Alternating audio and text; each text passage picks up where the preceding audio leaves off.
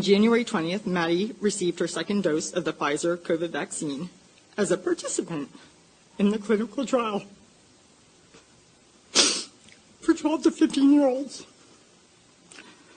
All three of our kids volunteered and were excited to participate in the trial as a way to help us all return to normal life. My husband works in the medical field, and I have a degree in electrical engineering.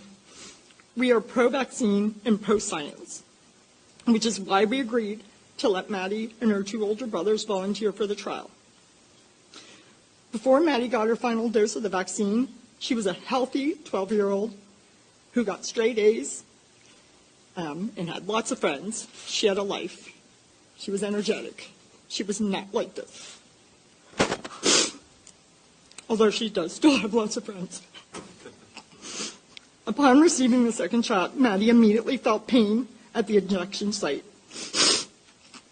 Over the next 2.5 months, her abdominal, muscle, and nerve pain became unbearable. She had developed additional symptoms that included gastroparesis, nausea and vomiting, erratic blood pressure and heart rate, memory loss. She mixes up words, brain fog, headaches, dizziness, fainting. She fell and hit her head, and then seizures.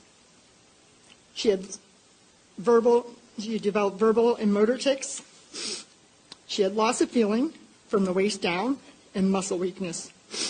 Drastic changes in her vision, urinary retention and loss of bladder control, severely irregular and heavy menstrual cycles, and eventually she had to have an NG tube put in to get nutrition.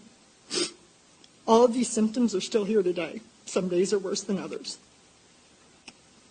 Our greatest challenge came when her doctors began to consider an alternative diagnosis. Well, she really didn't have one before. So, because they couldn't figure it out, one physician labeled her as having functional neurologic disorder.